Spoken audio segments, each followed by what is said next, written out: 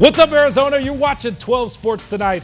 I'm Cameron Cox. We're going to catch up with the rest of the crew here in just a moment. Every week, thank you so much for coming to hang out with us on the 12 News 24/7 free streaming app, talking all things Arizona sports. As always, we're going to tell you the important stories, the ones that matter, and introduce you to people that inspire. This is 12 Sports Tonight, Arizona's OG and longest running sports show, streaming for you for free. Let's go. This is a little different, guys. Listen, Okay. we've known Devin Booker for a long time. I know many people have #1 Suns jerseys, right? He's kind of synonymous what do you get into? with that number, right? Yeah. Devin Booker, he's #1. I know who he is. Right? Yeah, everybody knows in the Valley. Yes, yes. Well, he's changing his jersey now. No! Devin Booker wearing #1 in the Suns jersey is no more. ESPN reporting and 12 Sports can confirm Booker will change his jersey number to 15 next season. Those are some not real images, but that's what it kind of looks like.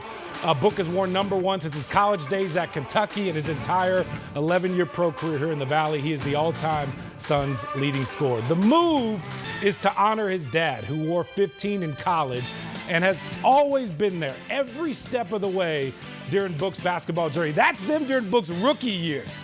Look at that. My God. Baby he Book. can still play. Yeah, the side-by-side with his dad is pretty cool. We've seen Book 15 before, that picture on draft night. He was a part of the 2015 draft class. And, of course, winning 2 gold medals with Team USA at the Olympics, he wore 15. I talked to Melvin right after Book surprised his dad with the news that he was going to rock 15 at the Olympics. Here's what he said back in 2021. 1-5 is back, on the Booker's back. So, it's exciting. It's crazy. I just ordered my jersey like an hour before I got on this interview. So Devin surprised me with it. I remember back when he moved to Mississippi, that was something we thought about, him wearing 1-5 in high school, but we decided to go another way and just do his own thing. But it's gonna be really nice. I just need him to bring that gold medal back with that 1-5 on the jersey. Yeah, not only did he bring 1 gold medal back, brought 2 gold medal back in that 1-5 jersey. Guys, over the years, how many great memories have we seen with Book in that 15 jersey? Of course, that unbelievable run The to one NBA jersey. Finals. Oh, excuse me, the 1 jersey, I Yeah. should say. That unbelievable run of the NBA Finals. There he is right there setting the Suns all-time scoring record there, being the all-franchise all-time leading scorer. It's interesting. Book also looks up to Kobe Bryant. And back in 2006, Bryant, of course, changed his jersey number too as well. Remember, he changed it from 8 to 24, and he was 28 years old. Now, 20 years later, Book is changing his jersey number, and Book is about 29 years old. So Why did Kobe change? just to change it. Just to change it. looking for something new? Just to change it. And now Book is kind of doing the same thing. I love the meaning behind it. His dad has been there symbolic. a lot. But yeah, Suns fans are going to have to buy a new I was Book. going to say, what do you say to all the people who have the 1 jersey? It's vintage. Yeah, it's old. That's what it is. It's special. It's vintage. It's vintage. Now, special Troy, edition. I'll take that a step further. He will go down as the greatest son of all time. Yeah. Do you retire 2 numbers? Oh. The Lakers did it with Kobe. Is he the greatest son? He is the greatest son of all time. He will go down as Then the greatest Charles son of- Barkley even? Even better. Charles had, as of Nash? He went to the finals. Nash has 2 MVPs. Yeah, Charles Nash. took him to the finals. Stoudemire had a great run. He'll go down as the greatest son Steve of all time when Marion? he's career. Sean Marion. Oh, I'm sorry, Sean Marion. Sean I'm thinking of all the Steve Nash. You had them all oldies but rolling. goodies. You had them all rolling. So that Really? was, Better than all of them. he had 2 MVPs. I agree. And you I still agree. think he's the I greatest do. son? I think when it's all said and done, Book will play his entire career here. That's what I believe. They'll never trade him, and he'll go down as the greatest son of all time. I think we need a whole separate show on this. I like was that. gonna Say, I feel some. Yeah, we could do that all day. Book is switching from his iconic #1. He's going to wear number 15 next season. The move, of course, is to honor his dad, Melvin, who wore 15 in college and in his pro career, too, as well. We've seen 15 Book before, winning 2 gold medals with Team USA at the Olympics. He was rocking 15. An official announcement is expected on Father's Day. He's worn #1 his entire 11-year career in the Valley. It is going to be a little weird. Is this a big deal? I mean, I think so. Number 1 and Book are so For a iconic superstar. for a superstar, and it takes a few years to do this. So obviously, he's been thinking about it for a while. Right. But we've seen a number of Sun stars over the years. Amari Stoudemire changed his number. Kobe Bryant, who Book looks up to, changed his number 20 years ago. So like we've seen guys do this before. The question is, I think he'll go down as the greatest son of all time. Do you retire both of them? Oh. That's Both both numbers. numbers. Yeah. Okay. Yeah. All right. We'll think about that later. All right, Cam, thank you. D-backs getting that series win over the Angels. Corbin Carroll, boy, did he put on the show. CC hit a grand slam in the 5th inning. His 13th homer of the year, 5th career D-backs grand slam, just 2 behind Matt Williams' team record. Shout out to Eduardo Rodriguez, 7 innings, 1-run baseball, his 100th career win as a D-back. D-backs win at 8-1. Jake Garcia, postgame, Chase Field. A day after getting blanked by a lefty, the D-backs went back to bombarding them. They chased the Angels starter by the 3rd inning. Snakes are now 13-6 this year in games started by a left-handed pitcher. On the other side, their own left-handed starter reached a career milestone. 100 wins for Eduardo Rodriguez to cap a series win over the Angels. A post-game commemoration to celebrate in-game domination. Eduardo Rodriguez spins another gem. The frame ball was the one used to record the final out. Yes, he did. Rodriguez reaches the century mark, something more than 600 pitchers have done, but only 9 of them from Venezuela. There is not too many of them, and being part of that is just something special for me. D-backs manager Torey Lovello called it a big round number, made even sweeter by the big obstacles he's overcome. He's missed some time with some injuries. He's finally healthy, and I know how hard he's worked to make this moment happen. Hard work paying off for Corbin Carroll as well. He continues to punish southpaws. Things I'm doing in my routine, making sure I'm always touching the lefty angles. Angles were accurate for the grand slam swing. Threw me a changeup. Had seen a few in that bat before, and so, left on left changeup's not too common. Corbin crushing lefties is becoming a common sight. Lovello said it's yet another feather in his cap. The right person in the right situation comes up and slugs and breaks game open. It's not by accident. By WRC Plus, the D-backs are the worst team in baseball against right-handed starters. They're a top 10 offense against left-handed pitching. Day off tomorrow before they continue the homestand against the Twins. Projected starter for Game 1, another left-handed pitcher. At Chase Field, Jake Garcia, 12 Sports. We just got done listening to a player who might not even play for the D-backs for another 4, 5, 6 years. We just got done listening to the D-backs' newest international signing. His name is Jun-Sung He's 18 years old, and he's from Korea. This is a pretty impressive get for the D-backs. He was projected to be the top pick in this year's KBO draft, but instead is deciding to start his professional career right here in the United States. It wasn't an easy decision. In fact, there was a point in time where the D-backs thought he had declined their offer, but a change of heart just landed them the crown jewel of this Korean class. 처음에 선택을 할 때는 At first, he actually said no to us, that he wasn't going to sign with us. But next day, right before his game, he kept on thinking about our offer and the possibility of playing in the majors. 우선 이제 Today was definitely the most interesting day of his life. Since we've been contacting him, he's been watching our highlights, game highlights, so he knows all the players. So it was really fun just watching and meeting them, and he's really excited. The D-backs introduced Jun-Sung as a two-way player. Prospect reports say his fastball has been clocked at 95. But Torey Lovello said he doesn't know much about his pitching abilities. For now, the D-backs will have him enter their system as a shortstop. Is on board with this plan and said he takes pride in his defense. D-backs are hoping to simplify and expedite his path to the major leagues. He's entering a new country and he'll have to learn an entirely new way of life. There's a lot of things that take place that a lot of people might not realize, like getting in a car and going to get your hair cut. How do you do that? Going to the grocery market and buying food that you're just going to be able to look at based on packaging. You're not going to know what you're buying. So we're gonna do all that we can to facilitate a very smooth transition. So when he gets here, he's comfortable, and when he gets on a baseball field, he continues to grow and learn. So just how rare is this? Well, today I talked to Kyle Lee. He's the D-backs Korean scout, and he's been with the organization for 11 years. Never in his time has a Korean-born player reached the major leagues with the D-backs, and it's only happened once in franchise history. He used the word afraid to describe how Korean parents and high school coaches feel about sending their teenagers away to a foreign country. But when spoke today, he didn't seem scared at all. He said he wants to be remembered by fans as a player who only takes one fun chance to watch him play. He said he brings energy and leadership qualities every time he takes the field. Paul Sewald secured his 18th save last night. Juan Murillo has taken the next step, and Taylor Clark has come out of nowhere. He's tied with Murillo for the most reliever WAR on the team. Clark's found success in an unconventional way. Just 16 strikeouts in 29 innings. Some would call that unsustainable. But I went one-on-one with Clark in the clubhouse. He says he has one job, and he's getting it done. As long as I'm throwing up zeros and getting weak contact, that's at the end of the day, that's my job, is to put up a zero. And so no matter how you kind of get there, it doesn't really matter to me personally, but it would maybe look a little bit better on the stat line, seeing a few more strikeouts. So I kind of do joke about it, like Murillo the other day punched out 5. I was like, dang, I hadn't done that in a month. That's more strikeouts than I have in a month. The worst year of my career statistically, run prevention, was the best strikeout year of my. So I think it's just I had to find out who I was as a pitcher and kind of embrace that. And so it's controlling the zone, pitching ahead in counts, forcing them to hit my pitches. And so there are going to be times where, I do get burned by hit, but I'm not going to go out there and beat myself. Is it frustrating that the pay system and the contracts kind of reward the relievers who do get those big strikeout numbers, or do you understand that at the end of the day?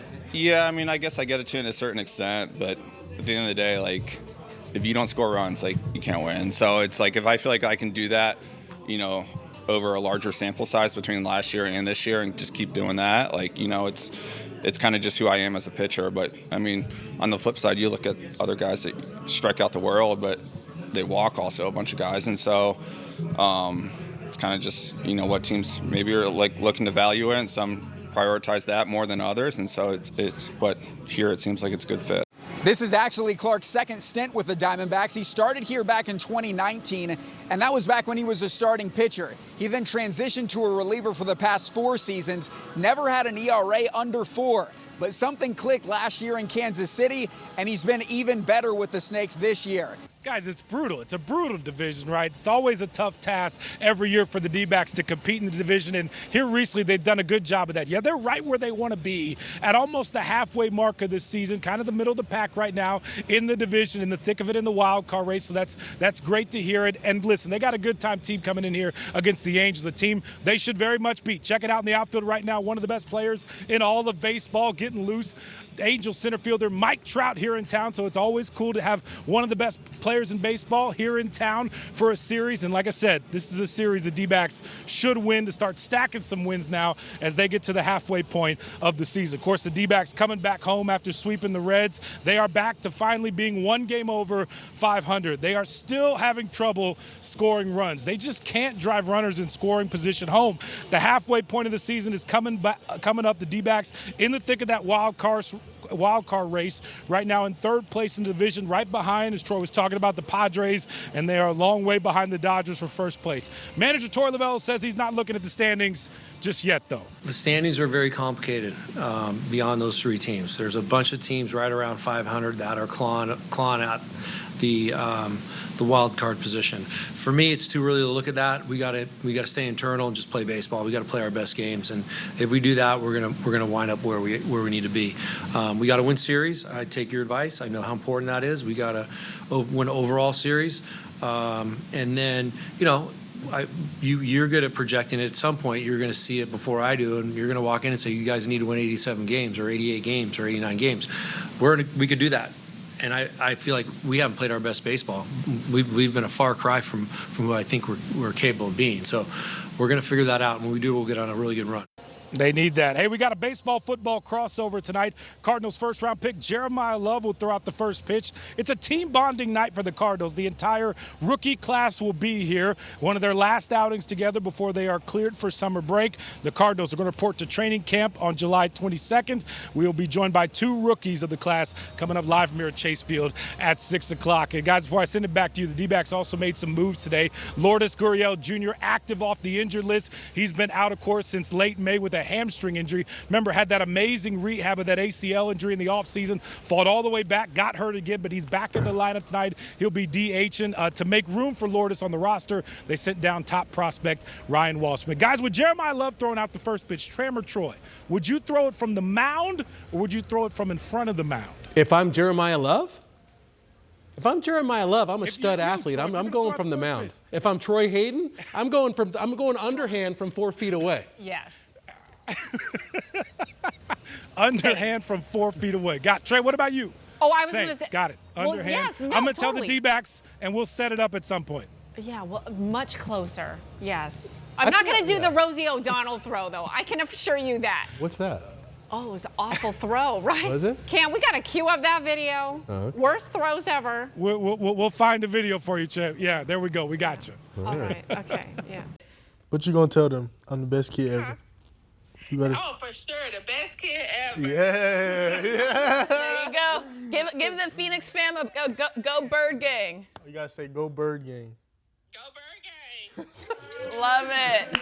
Love it. Joining us now before they take off for their summer break, we are joined by two of the Cardinals rookies, wideout Reggie Virgil, offensive tackle Jaden Williams, getting settled here in the Valley, guys. Outside of it being hot. We know this. This is fact. I grew up here. I'm not even used to it, right? But how has just adapting to NFL life and your first kind of preseason, off-season workouts been going? Jaden, how's it been for you?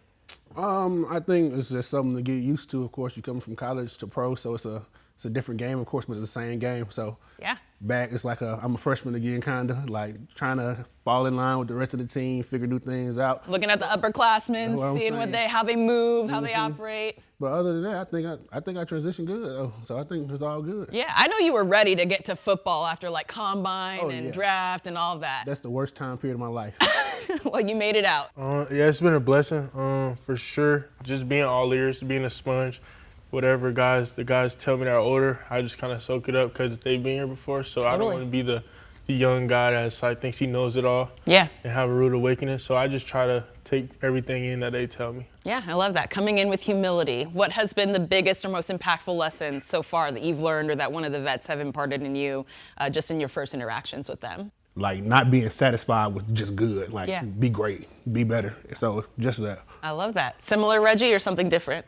So for me, it's more so I'm in a room with elite guys. So just watching how they practice and how they attack each and every day, each rep matters because just like you don't want to be the rook that thinks he has everything figured out. Sure. Just like you say, you want to have humility, and I'm more humble. So when my coach he tells me something, he's like, the worst thing you could say is, I got it. Yeah. You don't got it. So I just make sure that I keep learning, and I never let myself get too high, and I never let myself get too low. So I just try to be right in the middle. I love that. Speaking of kind of adapting, Jaden, you had an interesting transition and journey into your position now in the league. You played a skill position in high school. Take me through that transition, what it was like to change your body, your routine, and now to see kind of that sacrifice and risk come to this reward. Yeah, I was a wide receiver, tight end growing up. Okay. Always a skill position. Then my senior year, somebody went down with an injury. My high school head coach called me in the office and was like, hey, Jaden, we need you to move to tackle, but you got to understand when you do this, it'll change your life forever. So first game in tackle, got an offer from Missouri, then Ole Miss, then Kansas. So it did change my life. Went and played at Ole Miss, you know. Went to Ole Miss like 265. Put on 40, 50, 60 pounds, so you know. How'd you do that? Ooh. Tell me, help me. Because you did say you need to put on some weight, right? So put him on game right here. This is not, what I did the first time, you don't do that. That was bad. I was eating, Domino's had the little $5.99 deals for 2 pizzas, so I was getting them $5.99 pizzas. What kind of toppings? I was just pepperoni. Okay. Just keeping it pepperoni. Simple. Yeah, and then I was eating turkey sandwiches, drinking milkshakes. In one meal? It depends on the day. Then this was when I was in the dorms, of course, so we had a soft serve ice cream machine. Oh, yeah. I was there every night. Oh, yeah. Every night, cup about that big, full of every night. Can't do that no more? That's They'll get on you in the cafeteria. Yeah, that ain't good right now. Yeah. But. Yeah. But looking back on that, I mean, have you reached out, connected with that coach? What's your message to him for your life changing for the better that way? Oh, Coach Fimple, yeah, he called it though. Like he wanna. There's a lot of coaches where I'm from that believed in me from the jump, even when I kind of didn't believe myself. But like, especially like him, like asking me to do that, and there was a point in time where I didn't even want to stay on the offensive line. I wanted to go back and play tight end again. Sure. But he had to talk with me again. You know, I stuck through with it. But like I said, him, my O-line coach, Coach D. Like it's so many people that's been along with me along this journey that believed in me, especially when I moved to offensive line. Yeah. And that's from high school to college, and even the coaches here now. Yeah. To motivate me to stick with it and tell me like I can be good at it, but it determines on what I do. For sure. Reggie, you think he still got hands? If you need a body this season? My boy like that. Hey, once you like got what? It, Tell him. You don't never lose it. So I know he still got it down there somewhere. That's just type of person he is. He gonna do whatever it takes to help his team. So that's just testimony to him. That's good. I love that. I love that. We gave a shout out to your mom. She called in. You got a FaceTime. What's it been like just to have this journey with your family on this ride with you? My family, they're very important to me. It's my support system. A lot of people would tell you, like, it's important when you play sports to have a support system that doesn't only just look at you for what you do. Like, I know if I go out there and drop every pass, God forbid, though, we don't want to drop no pass. That's not going to happen here. But, but I know my mom and my sports system, they're going to love me no matter what, because they've loved me before they even knew this Reggie. So it's a blessing to have them, because sometimes you just want to get away from the internet and get away from stuff, and then just talk to your family and ask them opinions and just ask for their advice. Yeah, they keep you grounded. Yeah, exactly. For sure. Yeah, my mom, she don't play that. She don't care who I am. You're still her son. Still her baby, no. Jaden, you had a very interesting high school mascot, I understand. Yeah. What is it? Explain it to the people. With the Conway Wampus Cats. Huh? Yeah. Exactly. 6-legged cat, 4 for running, 2 for fighting. They got 6 legs? Mm-hmm. I've never seen That's such real? a thing. That's real? Is it real? Hey, man. You're looking at one right now. But we do got like a little statue outside the high school where it's like a statue. What is it of the like? Wampus Cat. If you had to compare it to any animal, what is it like? Y'all got to see it for yourselves. Man. Me explaining. Biologists watching, tap in. Let us know what the Wampus Cat is. Animals, where he from?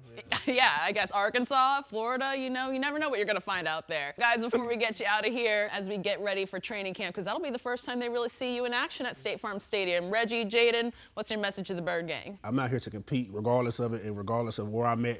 It don't matter where I'm at on the depth chart. If they need me, if Coach LaFleur came up to me and said, hey, we think you can play quarterback. If he needed me to do that, I'm going to go out there and compete. So, like, for me, you always going to get a competitor regardless of the situation or where I'm at. Reggie, what you got? I just love the game of football, and I feel like you have to play at a high level, like the energy. Like, I just love bringing energy to our team and just being myself. And I'm a goofy person. Like, I like to have fun. When I go out there, I want people to know, like, I mean business. So, like, yeah, I'm gonna laugh and play, but like when we hit them white lines, like James say, like I want to compete. Like I feel like I want it more than whoever's across from me. So I'm gonna keep competing and I'm gonna help my team win. I love that. Great personalities on and off the field, but no playing games in between those white lines. Thank you to rookies Reggie Virgil, Jaden Williams. Check them out at training camp and root for them hard here at State Farm Stadium. Thanks, guys. Thank you. The NCAA track championships just wrapped up. You know who was a great track athlete back in the day right here in the Valley? New Cardinals safety Isaiah Oliver, state champion at Brophy, all-conference decathlete at Colorado. The former second-round pick really built a nice long career in the NFL. And this offseason, Oliver moved back to the Valley full-time, and now the hometown kid gets to play for the hometown team. Isaiah Oliver, welcome back home. What's the feeling like getting to play for the hometown team and being back here in the Valley? Man, excited. Super blessed, super grateful just to be here, to be able to play for the Cardinals. I mean, it's crazy, honestly, being back home, being in Arizona, being with family. I mean, growing up, I remember, going to Cardinals games, things like that, but never really thought about it that far, I guess. Even when I started playing in the NFL, never really thought playing for the Cardinals was real possibility. Over the years, we've got a chance to meet your family. I know you Olivers run deep. Yeah. What was the reaction from the rest of the fam knowing you get to be here full time now? Super excited. As you can imagine, my dad's excited, mom excited. I got a lot of brothers and sisters. Everyone's excited. Glad to be here. Excited to be able to go to some games, things like that. So, yeah, we're pumped. Football just kind of came natural to him, something he was very competitive at and loved it. Isaiah's father knows exactly what his son is going through. Mo was a world-class decathlete and played cornerback in the NFL and the Arena League. Who's a better corner, you or your son? Coming out of college, he's better than I was. He even said in the paper, I understand that the chances of it happening are slim to none, and everyone's going to say it's a pipe dream and stuff like that. That's what he actually put in his paper at 11 years old. He said, however, I'm going to prove everybody wrong. Going into year 9 here in the league, could you ever dream of playing that long in the NFL? That's a long time, man. No, not really. I mean, that's kind of what you set out to do, obviously, when you first get going. But to actually be here now, you gotta really like look back and kind of reflect, and just be humble and be grateful for it, and just not take any day for granted. All right, so I remember Isaiah Oliver, the cornerback, but now Yeah, you right. play some safety too as well, or in that safety room. What was the reason for the switch? You know, I always try to be versatile. That was kind of my thing coming into the league. Even I always wanted to be able to do multiple things, and so that when I get to a time like this, whatever team may need, whether it's corner, nickel, safety. Take me back to your days at Brophy. What do you remember about balling out on Friday nights? And by the way, this guy won our Defensive Player of the Year award back in the day. Yep. Yeah, I remember that. And Christian Kirk won Offensive Player. Yeah, I remember that. No, I definitely. I mean, Brophy had a huge impact on me. I had a great experience there, all 4 years, and playing football for sure was a lot of fun. We never got to the big game while I was there, but I definitely had a lot of fun for sure. Do you ever lobby Coach LaFleur to give you some offense? I got the tape of you catching some passes deep. Do you need that for some ammo? No, I don't think so. I think those days are probably behind me at this point. I'm gonna stick with defense and stick with what I know. Guys, I can't wait to see what he can do for the Cardinals. It's kind of cool. He's been in the league a long time, still looking to kind of break through full time. So we'll see if he can have a good run with the Cardinals. Yeah. And I love that, he's 9 years old. He's saying, I'm going to do this. I have a goal. I have a dream. People are going to tell me I can't. Yeah. And he's followed that. And he's followed that dream, almost hitting 10 years in the NFL. I mean, that's a long time. Yeah. So a lot of players don't even make it 1, 2, 3. Right. Oh, I yeah. know. Yeah. It's a All long right. time. There we go. By the All way, right, Cam. happy birthday. Oh, thank you. You're welcome. Belated birthday. Yeah, Thank you. I missed it. And that'll do it for us. Thank you so much for watching 12 Sports tonight on the 12 News Free 24/7 streaming app. I'm Cameron Cox. We'll see you back here Sunday night for the best sports coverage in town. Here's the lineup. Arizona's #1 sports show, 12 Sports Locker Room, right after Sunday Night Baseball, right here on NBC. And then, of course, 12 Sports tonight at 10:30. Good night. God bless.